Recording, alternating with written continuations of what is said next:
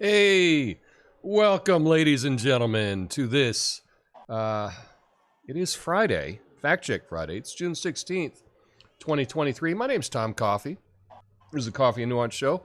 I'm at all the social medias at Coffee and Nuance, and we are streaming live Monday to Friday, YouTube and Rumble, rumble.com/Coffee and Nuance/live. Bookmark it. And if you haven't signed up, link is in the description. But today,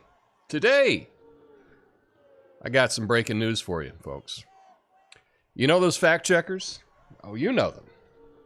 Guardians of the truth, impartiality. Turns out, they've been playing for just one team. That'd be the Democrats. Yeah, shocking. Well, according to a recent analysis by the Washington Free Beacon, nearly 100% of political donations from self-identified fact checkers goes straight into the pockets of Democrats. It's like they're not even trying to hide their bias anymore. I mean, come on, guys. If you're going to be fact checkers, at least try to be subtle about your political leanings. It's not exactly a shocker, but it is still disheartening to see. Apparently, these fact checkers have been hitting the donation button to liberal groups like it's going out of style. Meanwhile, Republicans are left wondering if they accidentally stumbled into a fact-checking twilight zone. It's a rigged game, my friends, and the fact checkers are the referees with a clear favorite team. And let's not forget about fact-checking powerhouses like the New York Times and Reuters. They claim to be unbiased, but their fact checkers have been caught red-handed making contributions to Joe Biden, failed Democratic candidates, and liberal senators.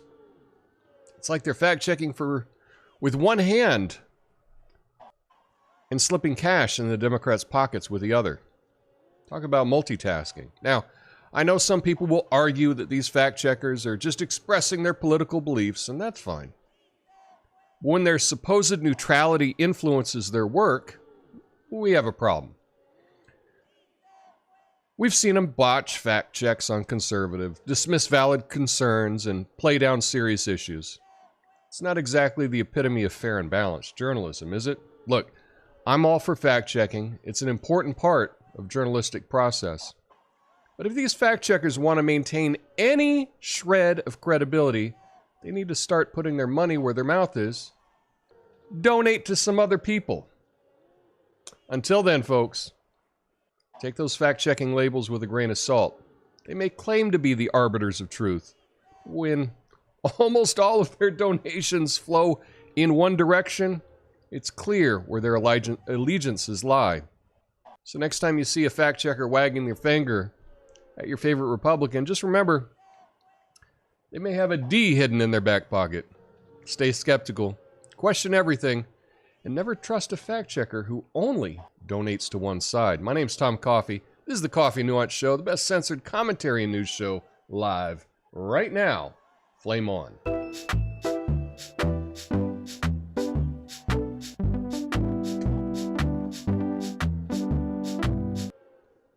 So here we are. Thanks to,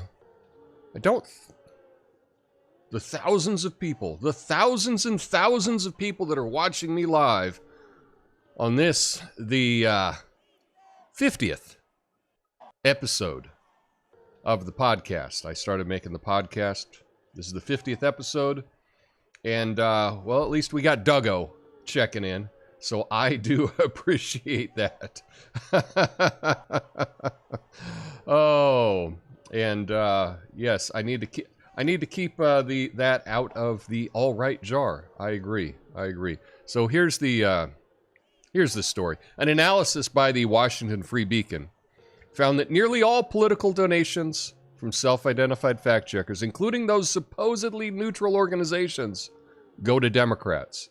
Over 4 election cycles, only $103 out of $22,683 in donations went to Republicans, with the remaining 99.5% going to Democrats.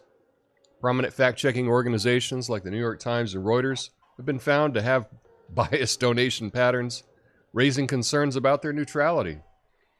Fact-checkers at 40 different organizations have donated to Democrats, including partisan tilt, indicating a partisan tilt in their political contributions.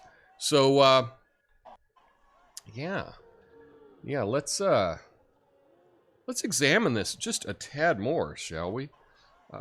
Let me see if I can pull up a web page here and show you what I mean. Now, this is just an example. This is live right now on CNN. You want to go to their Facts First page on CNN, and let's see who they're talking about. Now, remember, the current president of the United States is Joe Biden. I know that you may not know that if you follow CNN, because what do we have here? We've got, well, the top story is on Trump. And then we got a fact-check Trump, and then another fact-check Trump. So let's look at what's happening in the Biden White House. Fact-check debunking Trump's blizzard of dishonesty. Okay. Fact-check Trump's baseless claims on Biden. Fact-check 7 of Trump's false and unsupported claims. Fact-check Trump boasts about this. So that's the Biden White House, folks. The Biden White House, all about Trump. What about Congress? Trump, Elon Musk, and Trump. Okay, more fact checks from CNN Politics. We got Trump, Tim Scott, Trump.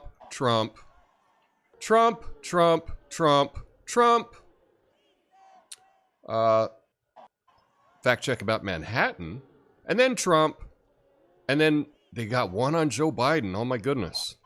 And then we got Trump,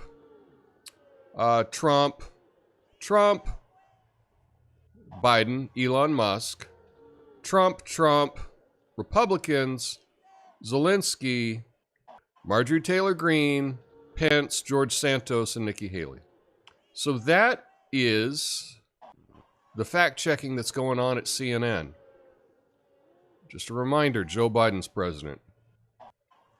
And nearly all of the fact-checks on their website right now, live, are about Trump. That's interesting. So that is the state of fact-checking today. And it's good that someone actually went through and looked at all the donations. This does not surprise me whatsoever. But when we talk about diversity, right, we hear so much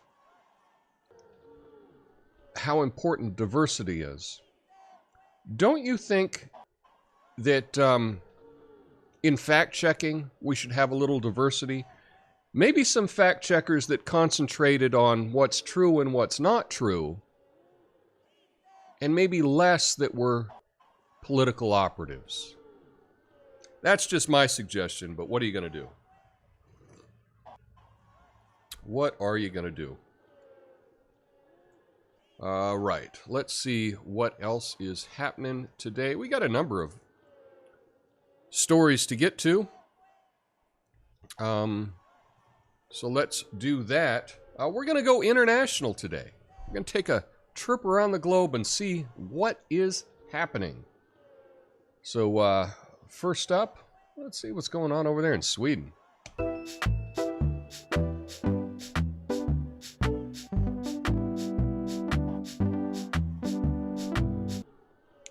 Did you hear about all these climate activists in Stockholm who they went all Banksy at a Monet painting? They thought throwing paint and gluing themselves to the frame would solve climate change. I guess they figured if you can't make a masterpiece, you might as well ruin one. So here's the story. 2 women were detained in Stockholm after vandalizing a painting by Claude Monet at the National Museum. They threw paint on the artwork, glued themselves to the frame. The painting, titled The Artist's Garden at Giverny, was part of an exhibition and is being examined for damage by the museum's conservators. The exhibit was temporarily closed, but it's expected to reopen soon. The activists' actions were aimed at pressuring Sweden's government to reduce greenhouse gas emissions, draw attention to the climate crisis.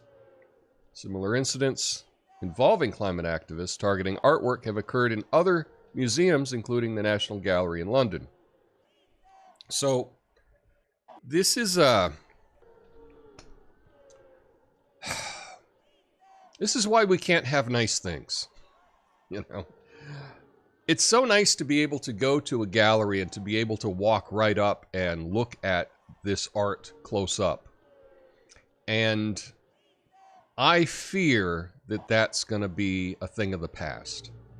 These a-holes that keep wrecking masterpieces in the name of climate change or whatever their protest is. I don't know. I'm sounding like a curmudgeon, but I don't know. Perhaps, you know, if it's just a bunch of young people doing this, maybe we shouldn't allow people under 25 into museums. Maybe we should run background checks on people when they go to a museum. Make sure they're not part of a radical climate group. Now, I'm not in favor of any of that. What I would be in favor of, when they started to do this, if someone in the gallery just walked over and clubbed these little troublemakers. You know, that's why they do this at a museum and not anywhere else, because they know that no one's going to get violent with them at a museum. When you take the fear of getting punched in the face away, this is what happens. Now, I'm not advocating violence, of course, but I don't think that these climate activists would be so brave as to go to certain neighborhoods and ruin some street art. Yeah, that wouldn't happen. I think this is a terrible trend, and what it's going to mean is that we're not going to be able to see art. It's all going to be behind museum glass, and that kind of wrecks the experience because you can't get up close and look at the brush strokes and really appreciate the art for what it is. But now, I think that's it. We're not going to be able to enjoy this anymore. And you know who to thank for that. Oh, that's terrible. Anyway, we're traveling the globe today, so let's see what else is in the news. This was big.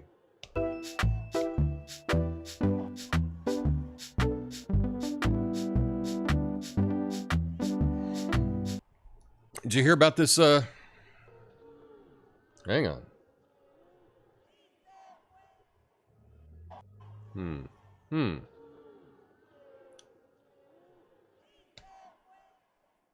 Don't have a Chiron for that. Hey, did you hear about the soccer match between the U.S. and Mexico? It was like a game of chants versus referees. The ref couldn't handle the heat, so he blew the whistle and said, "Timeout. We can't play until everyone's chanting politically correct slogans." I mean, talk about taking the fun out of sports. So here's the story. During a CONCACAF Nations League match between the U.S. and Mexico, 4 players were ejected, and the game was stopped due to homophobic chants from the fans. The United States won 3-0 with goals from Pulisic and Pepe. The ejected players, well, we don't care about that. Let's move on. FIFA has previously fined Mexico for similar incidents. The match ended prematurely due to the chants. And the people suspended are suspended also for the final, which is going to be against Canada. So this is kind of nuts. This really is kind of nuts. it's funny how they can just declare something homophobic, whether it's homophobic or not. It really is up to interpretation. What they were chanting, and I've seen this, I've been to soccer matches in Mexico. They chant puto, which means male prostitute, okay? When the other team's goalie sets the ball up for a kick. And they just kind of chant it together. There's lots of chants. A lot of the chants are fun. For a long time here in Portland, I'd go to the Timbers matches. It was a lot better before they joined the MLS. Back when they were a USL team. But a lot of the chants, totally not politically correct. I don't know if they're still doing it because I haven't been to a game recently. But it was, you know, shag your women and drink your beer. I mean, that was like a fun song that they would sing. And I guess today that would be considered, I don't know, they're chanting about sexual assault or something. Or it's a misogynist misogynist chant, so we can't have that. I don't know. I guess they're reading the minds of all of the fans, and they know that when they're chanting prostitute, right? Ho, ho, ho. When they're chanting that, what they mean is it in a homophobic way. Because we can all read minds. We all know. And even if fans were chanting gay, gay, gay, right? You would have to know in their mind that they thought that gay was bad. I mean, if people think that gay is good, if you chant gay, it's like, oh no, don't do that because it's bad. I don't know. The whole thing is silly to me. But the fact that they ended the match prematurely because of chants, it really does show how weak everyone's become. Now I'm not for... I don't know. I think you should be able to chant anything you want. I changed my mind. That's it. Freedom of speech. You can chant. You paid for your ticket.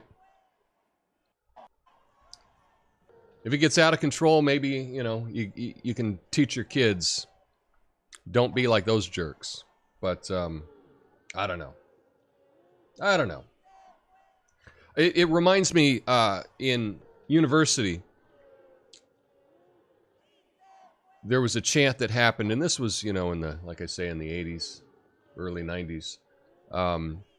In basketball, when the opposing player would make a free throw, the entire stadium in unison would say, "Nice shot, asshole," every time they made a free throw. And it was so bad that when ESPN would come to the school, they just had to turn the mics off, the announcers' mics. They just had to turn it off. It was funny if you would rewatch it on TV because they would just mute after every single free throw.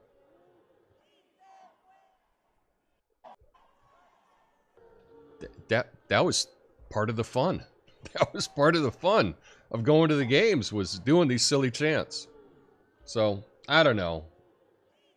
I don't know. I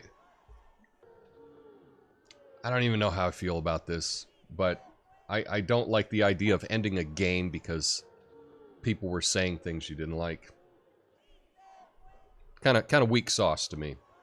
But anyway, let's do a little more travel and let's see what's going on over with Ukraine.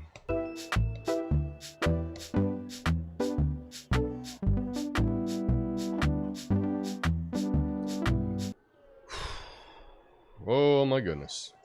Yep.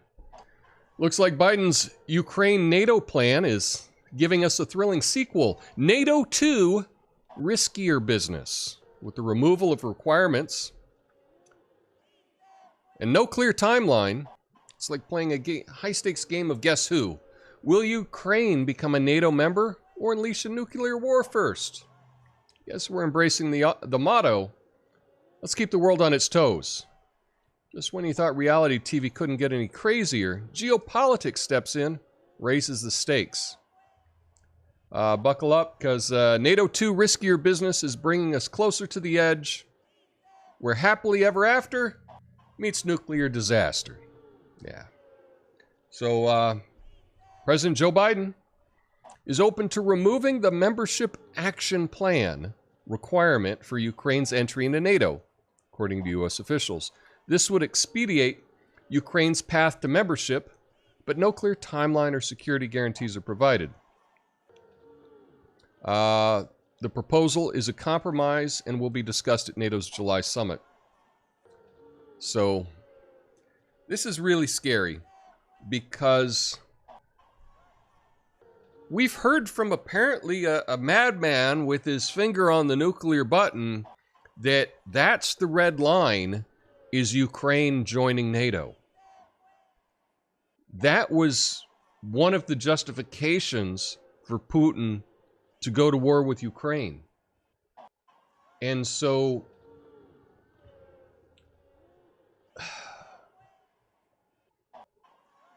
do we want nuclear war?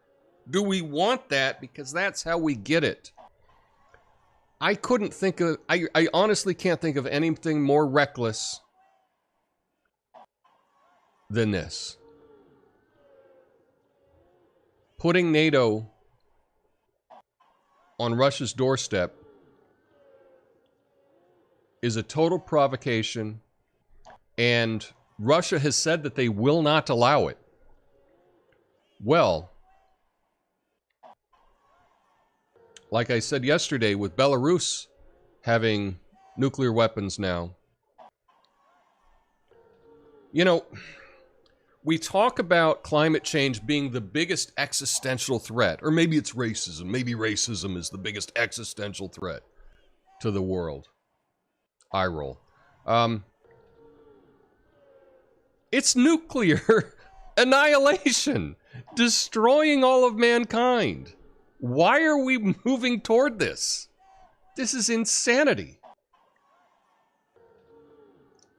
This is absolutely insanity. But, you know, that's who we voted for, apparently. I guess. I don't know. I did want to put a little something into perspective. Let me tell you a little something about what's going on here in the U.S.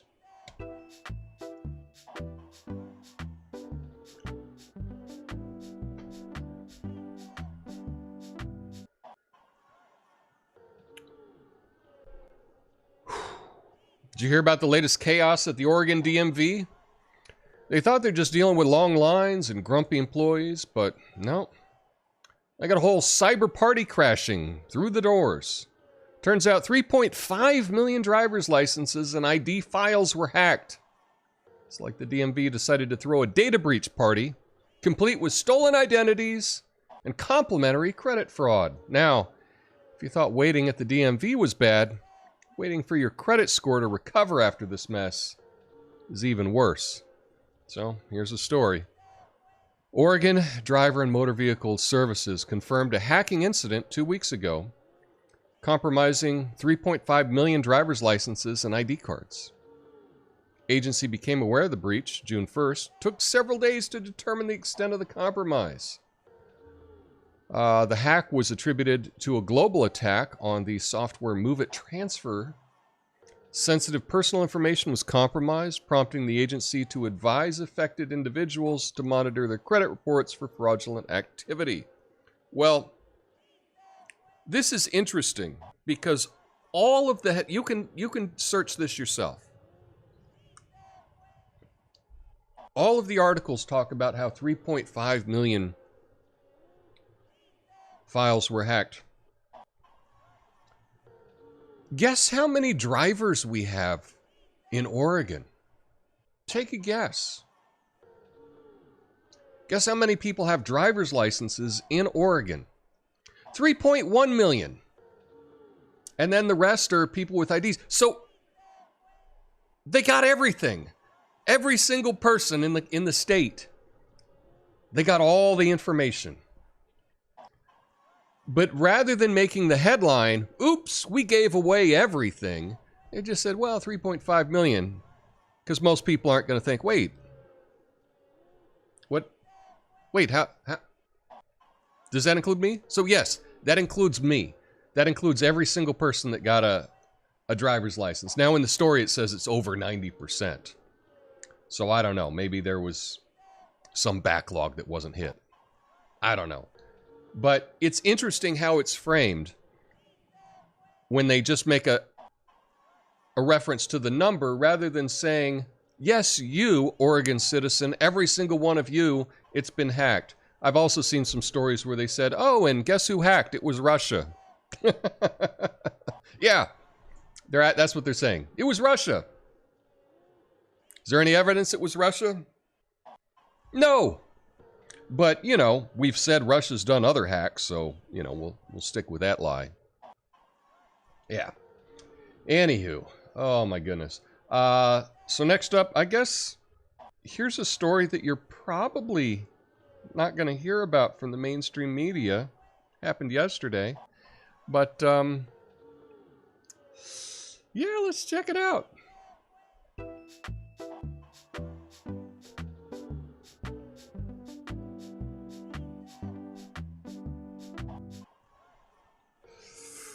Ooh, yeah. Why did the president invite Eva Longoria to the White House for a film screening? Because he wanted to show off his hands-on approach to Hollywood diplomacy. So there's a video of U.S. President Joe Biden attempting to embrace actress Eva Longoria at the White House during a film screening. Went viral on Twitter, causing outrage online. The incident occurred on June 15th. That was last night, when the 80-year-old president welcomed the 40-year-old actress for a screening of her directorial debut, Flaming Hot. In the video, Biden's hands appeared in close proximity to Longoria's breast, but she managed the situation by pulling away and adjusting her hands while smiling at the crowd. Many people expressed discomfort and criticized Biden for his actions, with some calling him a creep, expressing disappointment. Well, yeah. So a lot of the stories that I saw, they were making reference, and this is the cover story. This is what they do. All of the cover stories that you'll see in the media are that they will criticize Biden for the joke that he made, where it was something to the lines of, I remember when I met Eva, I was 40 and she was 17. Which is just kind of a standard creepy joke that Biden makes that apparently his advisors can't make him stop saying. He does this joke all the time. He's been doing it for decades. He's like, I remember when I met you. You were 16 and I was 30. He thinks that's a funny joke. It's a creepy joke. He always makes reference to the girl as being underage. There's many examples of this, and it's creepy. But that's what the media does, is they pick out the far less creepy thing, and they don't tell you about this. Here we go. That's it. Take a look there. Take a look at the nice thumb. Oh, look at... Oh, what masterful handwork there, Joe. Just letting it slide right over her chest like that. Oh, that's a totally natural thing, right? This is amazing that this guy can do this on stage, on camera, in front of everyone, and the entire media covers for him. What does that tell you? What does that tell you? And I'm sure the fact checkers will say it's fake news. Yeah, but just take a look at that. Let's just admire that work of Joe Biden sliding his hand there. Oh yeah, look at that. Very skilled indeed. Does this make you uncomfortable? Does me showing this make you uncomfortable? Don't blame the messenger. That's the creep. I'm not groping the Hollywood actress. I'm not doing that. He's doing that. So you can believe your lying eyes, or you can read the media stories on it that don't mention this grope action here. Yeah. Anyway, be sure to stick around for the after show, because I'll be going through all of your comments and, reminiscing on the first 50 episodes of this podcast, if you will. But we still got one more story. We got a positive story. Let's get to it.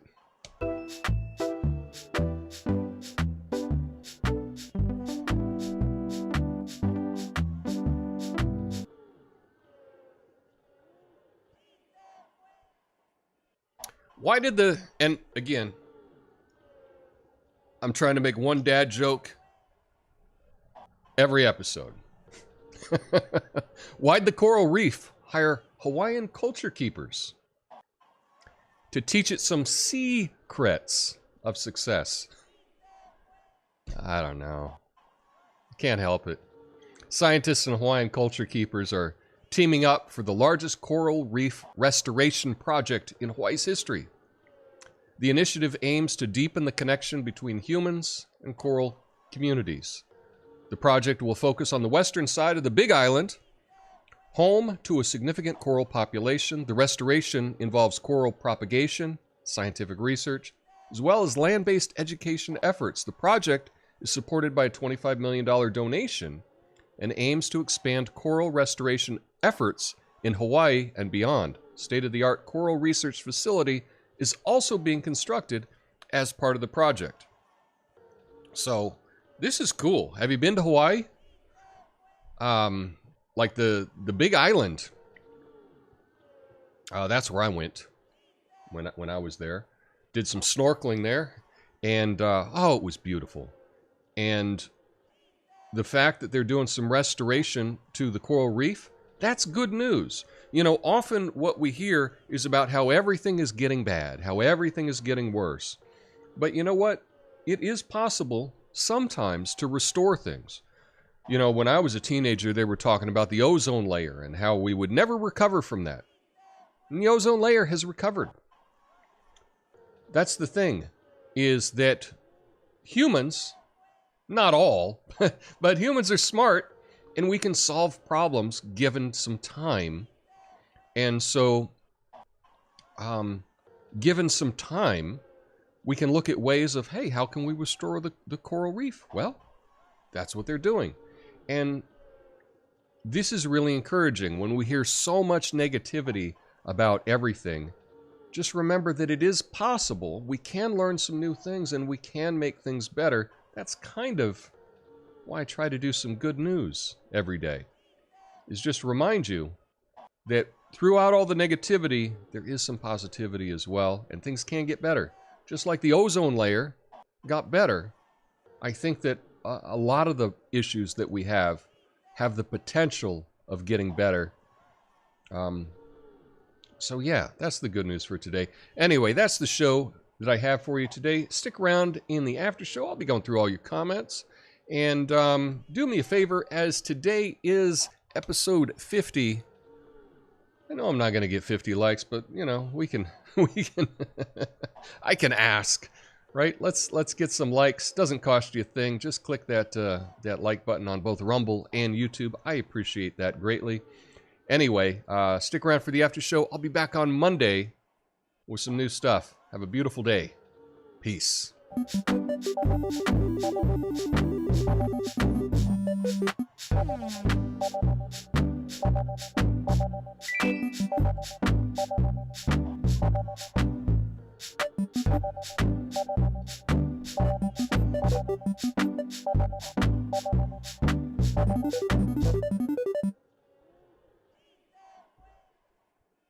All right. Just kidding there. Just kidding there. Thanks, Duggo over on Rumble checking in. Gave me a $5 and said, try to keep this out of the all right jar. That's right. I'm still working on some fun new custom emotes for the channel. OX_00 Fact Check Friday. You just demonstrated that the official fact checks are just a political marketing and public campaign shaping tool. It's what it appears to be, doesn't it? Hashtag not all, you know. I bet they're going to start frisking people at museum entrances. I think so. You know, that's one of the things, is when you got a couple little a-holes, they kind of ruin things for everyone. You know? Funny that Ukraine, which gave up its nuclear weapons, will be the country at the center of starting the nuclear holocaust. Well, let's hope not. Let's hope not. I really think, though, the way things are going with the current leadership in this country, and of all the candidates that are running for president, I think all of them, with the exception of the current one, would be good at maybe stopping the end of times and a nuclear world war. But the current guy, I have zero faith in. And I think there's a much better possibility of World War III if he remains in office. That's just my take. You may have a different opinion, and that's okay too.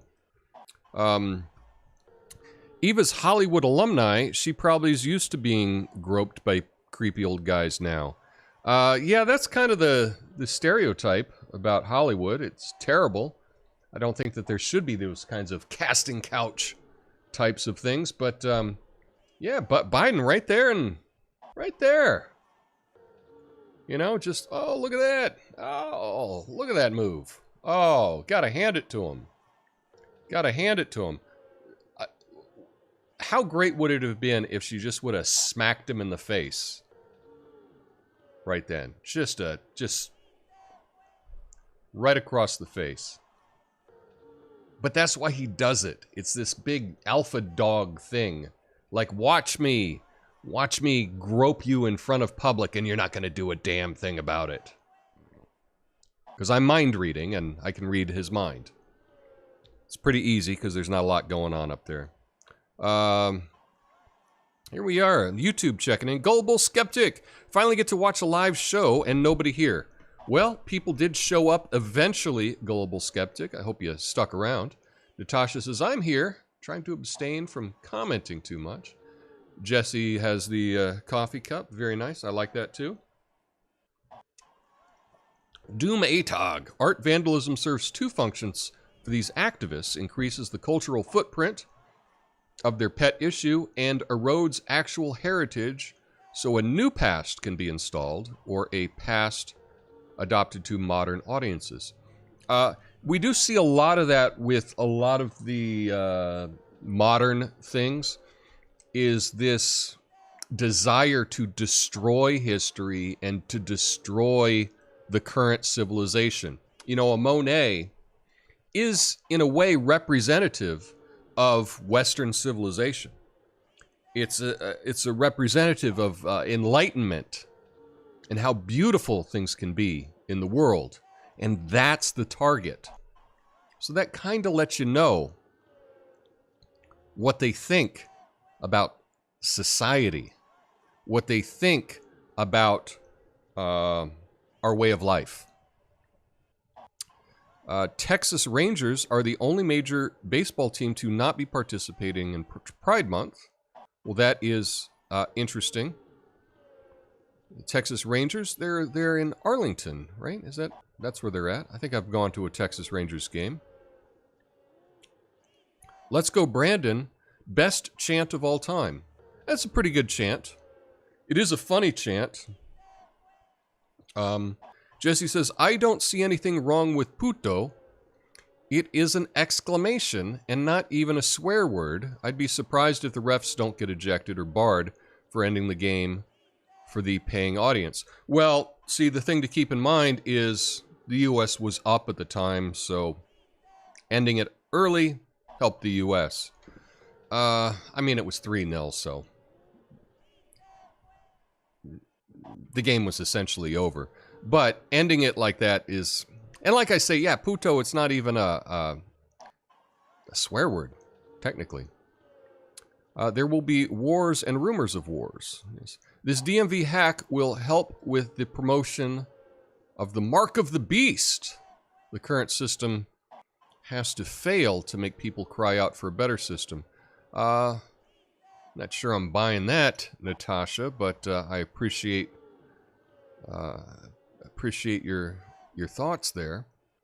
100% is over 90%. I'm sure you realize. Yes, I know that.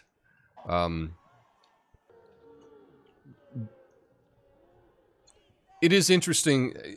It's just interesting how the whole thing is framed. Rather than saying the hackers got the entire database, they said they got 3.5 million records. And there's 3.1 million driver's license. Anyway, yeah. Is it true it's true in the technical sense, and that's the most important kind of truth, right, journalists? Well, that's very true. Longoria doesn't look phased. No, she doesn't.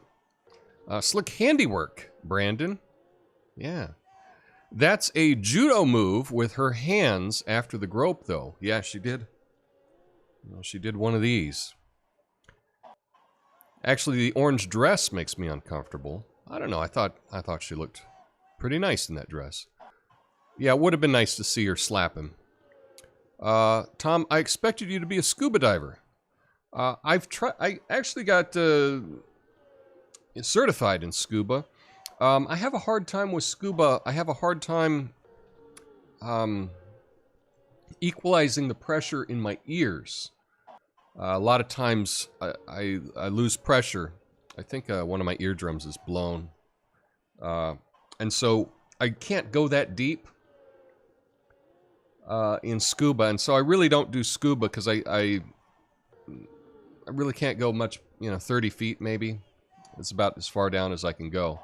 And then after that, it gets a little too painful for me. So I like snorkeling or skin diving, as they say. That's kind of my preferred.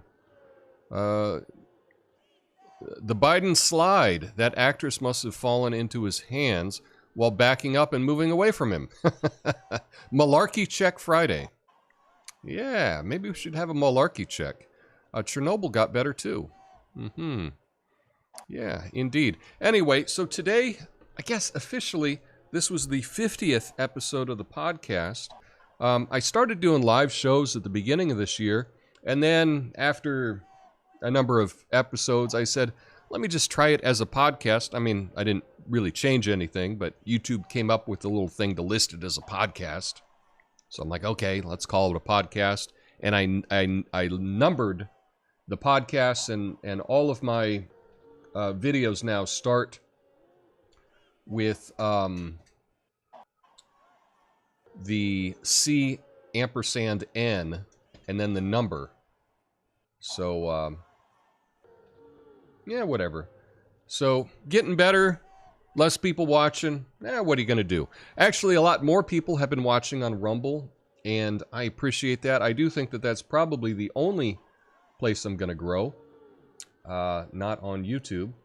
But if you're interested in a little fun little activity, you can go to playlists, and you can click on the podcast playlist on my channel, and I'm just saying, you can start on episode 1 and have it play all the way through to episode 50. Get me a little more watch time. That would not be a bad thing. I'm trying to get enough watch time so that perhaps I could be reinstated through the program they have here at YouTube. Perhaps I can get monetized again. But I'm going to need a little bit more. I probably need about 1,800 more hours of, of people watching. So, if you want to do that, feel free. I mean, you should listen to it. I definitely would suggest not just starting that playlist when you're leaving the house and let it play an entire day while you're not there. I mean, that'd just be a waste. But anyway, that's all I got today. Be back next week with, let's say, an improved show and some more stuff for you. I hope you all have a beautiful weekend. I'll see you next time. Peace.